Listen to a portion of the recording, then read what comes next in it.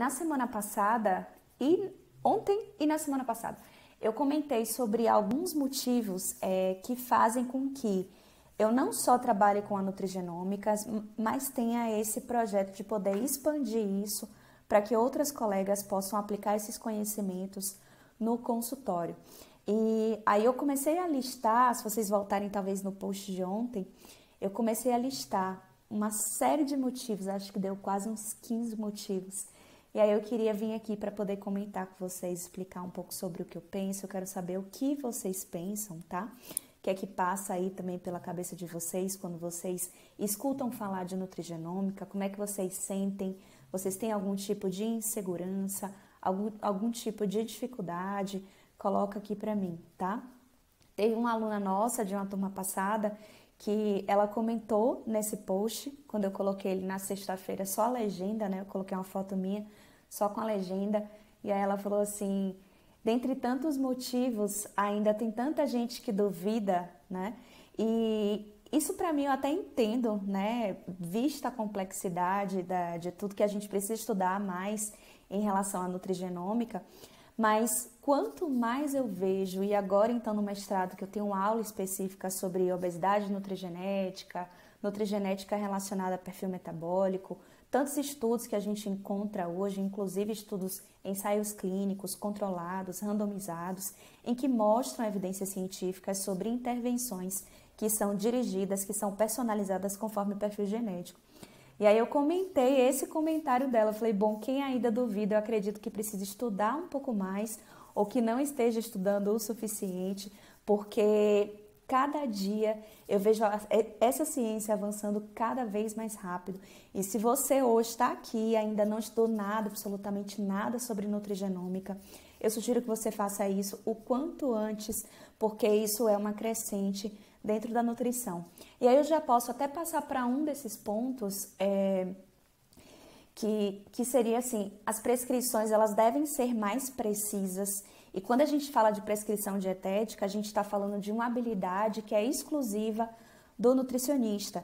Só que tem outros profissionais no mercado que podem solicitar exames nutrigenéticos. Então, médicos podem fazer isso, profissionais da educação física podem fazer isso, biomédicos, farmacêuticos. Então, eu realmente acredito que no que tange essa relação da interação entre genes e nutrientes, a gente precisa se apropriar dessas informações. Vocês concordam comigo? Faz sentido para vocês?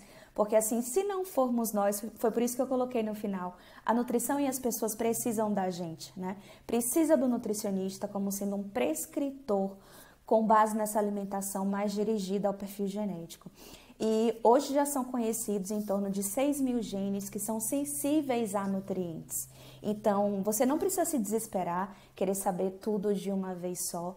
É só muito importante que você entenda qual é o caso que você está atendendo, quais são as principais queixas que o seu paciente apresenta, para que com base em uma análise nutrigenética, junto com a antropometria, junto com os exames bioquímicos e junto com o exame físico, que você habitualmente já fazia, você possa desvendar alguns enigmas e entregar respostas que sejam mais precisas para o seu paciente. Aí eu já estou falando de mais um ponto, que seria esse de que enigmas precisam ser desvendados. Não dá mais para a gente ficar na base do erro e do acerto com o nosso paciente. Ele não tem tempo a perder, às vezes ele precisa desse resultado. Eu fiz uma aula hoje falando sobre consequências, muitas vezes, que podem ser catastróficas na vida de um paciente e que a gente, deixando de estudar essa área, pode também ser responsável por isso. Por exemplo, em torno de 5 mulheres que apresentam infertilidade, 5% de mulheres que apresentam infertilidade são mulheres que nunca tiveram o diagnóstico de doença celíaca, nem de alguma intolerância de causa genética relacionada à sensibilidade ao glúten. E uma vez que você identifica, com base no perfil genético, como é a sensibilidade dela ao glúten, você restringe ou reduz o consumo e ela já pode apresentar diversas melhoras em relação a essas complicações que são tão graves e tão variadas de doença celíaca e também da sensibilidade ao glúten não celíaca, que ainda é um pouco controversa no mundo da nutrição. Então, mais uma vez, uma prova nutrigenética trazendo mais assertividade para a sua conduta. E existe uma polêmica em torno da nutrigenômica. Eu não sei se você pensa assim, se você pensa, até coloca aqui para mim nos comentários para eu poder entender. Tem alguns colegas que acreditam que nutrigenômica pode ser modismo, que isso pode passar, assim como passou a época, não sei como é que tá agora, né? Mas pelo menos para mim foi um pouco de modismo no consultório, a questão das dietas muito baixas em gorduras, ou então muito altas em gorduras, ou muito baixas em carboidrato. E quando a gente tem esse conhecimento de trabalhar com base na individualidade de cada paciente e considerando não só o que você consegue ver com a sua avaliação, com as características que são visíveis durante a sua avaliação nutricional, mas também com o que você pode prever, você sim, como prescritor, como nutricionista, é o responsável por tirar esse paciente do modismo. Pelo menos quando eu estava atendendo em consultório, eu atendi em consultório de 2009 até o ano passado, então foram 10 anos redondos de atendimento em consultório, a grande maioria dos pacientes que eu recebia estavam extremamente confusos em relação à nutrição e alimentação. Então, se seguiam dieta cetogênica, se poderiam seguir um padrão pró-vegetariano, ou então mesmo aderir ao veganismo, quando na verdade você pode avaliar quais são os riscos desse paciente apresentar baixas concentrações de ferro, baixas concentrações de vitamina B12, se esse risco associado ao metabolismo de vitamina B, e aí eu incluo não só a vitamina B12, mas vitamina B9, vitamina B6, se isso também pode interferir no risco, na capacidade individual de metilação. A gente sabe que metilação é um mecanismo epigenético que é uma tendência, né, que a gente vai perdendo essa capacidade ao longo da vida, e isso está relacionado com o envelhecimento. A metilação é como se fosse uma maneira de empacotamento do material genético, de compactação e de proteção, né? Porque com o passar dos anos, é uma tendência que o nosso material genômico ele fique mais instável. Então, quanto mais a gente preserva essa capacidade de metilação, e isso acontece a partir de um metabolismo adequado de vitaminas do complexo B, é uma tendência também que a gente consiga envelhecer mais e melhor, e que padeça menos de doenças crônicas não transmissíveis. Aí eu já estou falando de um outro ponto, né?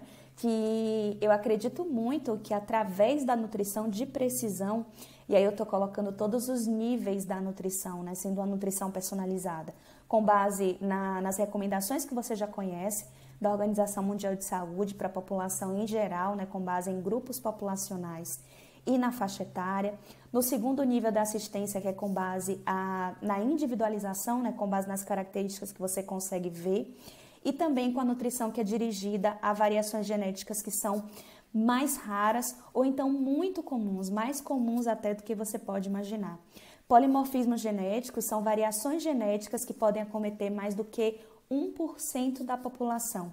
E isso, de fato, interferir na resposta como o corpo responde ao metabolismo de nutrientes. E aí eu já vou passar para mais um ponto, talvez já tenha falado mais do que 5 aqui, é porque o raciocínio ele vai de uma vez só, mas talvez você estiver começando agora na nutrigenômica, na nutrigenética, e eu acredito que 90% das pessoas que me seguem aqui se consideram iniciantes nessa área, com base na pesquisa que eu fiz no final do ano. É muito importante a gente entender o porquê que o nutricionista deve estudar genética. Qual é o seu palpite aqui? Por que você acha que genética foi agregada à nutrição e que isso tem tomado cada vez mais potência, cada vez mais corpo em relação à abordagem nutricional? Não é por acaso. Porque se a gente voltar para as bases da genética, e eu não sei se você estudou genética na faculdade, quando eu estudei genética na faculdade, acho que foi 2010, 2013, ninguém me falava sobre interação entre gene e nutriente.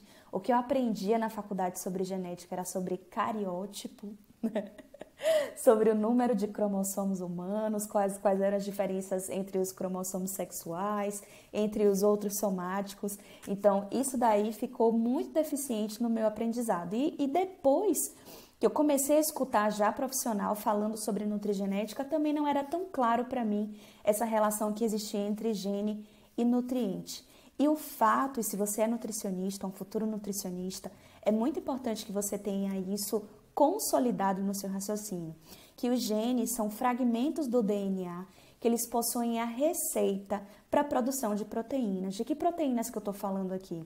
Eu estou falando de enzimas, de proteínas transportadoras, de receptores, de hormônio, que podem afetar e regular o metabolismo de nutrientes, assim como a incorporação e utilização de compostos bioativos. Então, não é à toa hoje que se estuda tanto sobre nutrigenética, sobre nutrigenômica. Tá claro para vocês esse conceito de nutrigenética, nutrigenômica? Porque nutrigenômica a gente usa esse conceito como sendo algo mais amplo.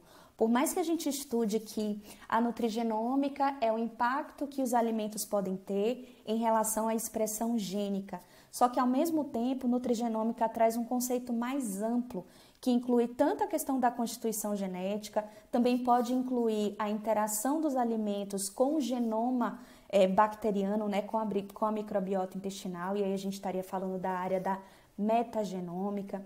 Também poderia incluir a área da proteômica, coloquei um post recentemente para vocês. Então, se vocês ficarem em dúvida se você vai falar sobre nutrigenética, nutrigenômica, eu sugiro que você sempre use o termo nutrigenômica, porque vai ser sempre referente a algo mais amplo, que vai inserir toda essa interação que acontece entre genes, nutrientes e compostos bioativos, tá?